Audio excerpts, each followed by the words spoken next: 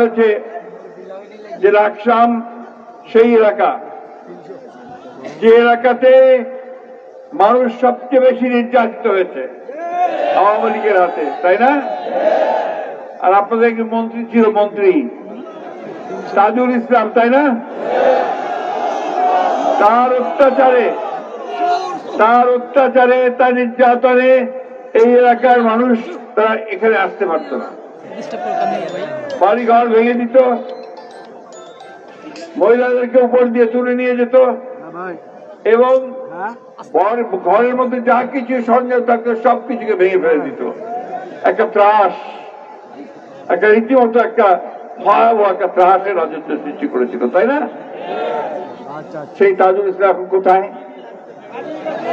কোথায় বলেন? পালিয়েছে, তাই না? কোথায় পালিয়েছে তাও জানেন না। ওকে আমি ইঁদুরের গর্তে গিয়ে ঢুকেছে না ভারতে গেছে তা আমরা জানি না, তাই না?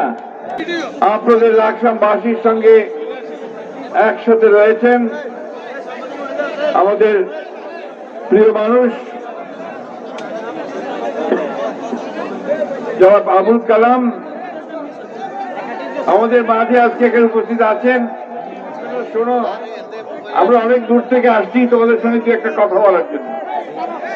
আমাদের এখানে বরকতুল্লাহ বুলু সাহেব আছেন, তিনি প্রায় অনেকক্ষণ কথা বলে আপনাদের সামনে কথা বলেছেন। আমাদের মনিরুল চৌধুরী সাহেব আছেন, তিনি কথা বলেছেন। আমাদের কেন্দ্রীয় নেতৃবর্গ আছেন, তারা কথা বলেছেন। জেলা নেতৃবৃন্দ আছেন, তারা কথা বলেছেন।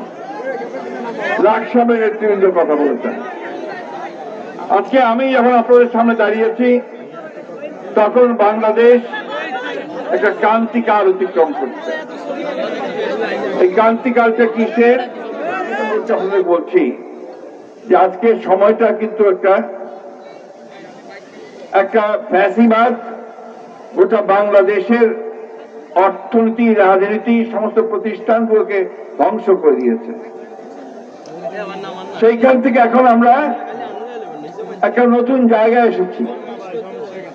আমরা সবাই মিলে, ছাত্র জনগণ সবাই মিলে আমরা একসাথে একটা অভ্যুত্থান ঘটিয়ে এই ফ্যাসিস্ট হাসিনাকে পালিয়ে যেতে বাধ্য করছি, তাই না? নাকি? তো সেই যে পালিয়ে চলে গেছে, এখন তো সরকার একটা করা হয়েছে, তাই না? সরকার না থাকলে দেশ চলবে? তো সেই সরকারটা কাজ শুরু করেছে, আমরা সবাই মিলে তাকে সমর্থন দিচ্ছি। এই সময়ে আমরা যদি সঠিকভাবে চলতে না পারি, এই সময় যদি আমরা খুব ধৈর্য হারিয়ে ফেলি, এই সময়ে আমরা যদি এই সরকারকে সমর্থন না দেই,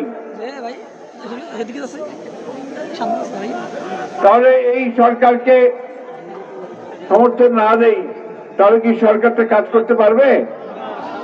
এই সরকারকে সমর্থন দিয়েই আমরা এখন পর্যন্ত তাদেরকে সমর্থন দিচ্ছি। বন্ধুগণ, আপনাদের এখানে আসার আগে যারা অন্যায় অত্যাচার করে, নির্যাতন নিপীড়ন করে মানুষের উপরে, তাদের পরিণতি এইরকমই হয়। ওই হাসিনার মতো পালিয়ে যেতে হয় এবং তাজুল ইসলামের মতো পালিয়ে যেতে হয়, তাই তো? বন্ধুরা, এই অবস্থাটা আমরা এখন একটা ভালো জায়গায় যেতে চাই। আমরা একটা সুন্দর দেশ তৈরি করতে চাই। আমাদের দলের প্রতিষ্ঠাতা শহীদ প্রেসিডেন্ট জিয়াউর রহমান, যিনি স্বাধীনতার ঘোষণা দিয়েছিলেন 1971 সালে, একটা সমৃদ্ধ, সুখী, গণতান্ত্রিক বাংলাদেশ নির্মাণ করবার জন্য আমাদের স্বপ্ন ছিল তাই। এই যেখানে বসে আছেন, এখানে মনিরুল চৌধুরী সহ অনেকে, আমরা 1971 সালে যুদ্ধ করেছিলাম। সেই যুদ্ধে দেশের স্বাধীনতার জন্য, সেই যুদ্ধ দেশে একটা গণতান্ত্রিক ব্যবস্থা প্রতিষ্ঠা করবার জন্য আমরা চেষ্টা করেছি, দেশ স্বাধীন করেছিলাম।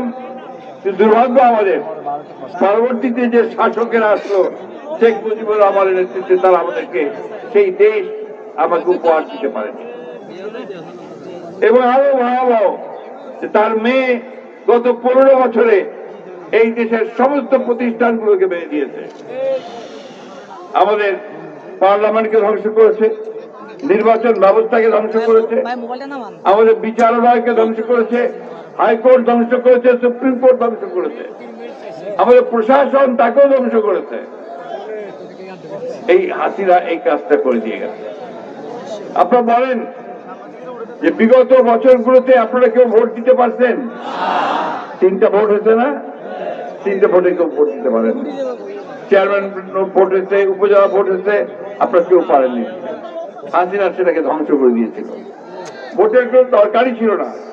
ভোটের আগে রাত্রে সিল মাইরে সব ঠিকঠাক করে আওয়ামী লীগকে ঘোষণা করে দিয়েছে একবার, তাই না? আর কি করেছে?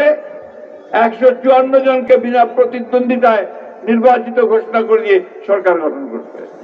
আর সর্বশেষ এই 24-এর 5 তারিখে 5ই জানুয়ারি যে নির্বাচন করলো, সেই নির্বাচনটা কি জানো? কি আপনারা কি বলেন নির্বাচনকে?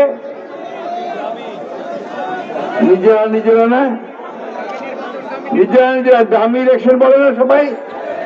ডামি ইলেকশন, অর্থাৎ আওয়ামী লীগই ক্যান্ডিডেট, প্রতিপক্ষ আওয়ামী লীগ, এই নির্বাচন সে করেছে। অর্থাৎ আমার দেশের যে নির্বাচন ব্যবস্থা তাকে সম্পূর্ণ ধ্বংস করে দিয়েছে। বন্ধুগণ, সেই বাংলাদেশকে ফিরিয়ে পাওয়ার জন্য আমাদের নেতা তারেক রহমান সাহেব তিনি একটা স্লোগান দিয়েছিলেন। সেই স্লোগানটা কি ছিল মনে আছে আপনাদের? Take back, take back. এই স্লোগান তারেক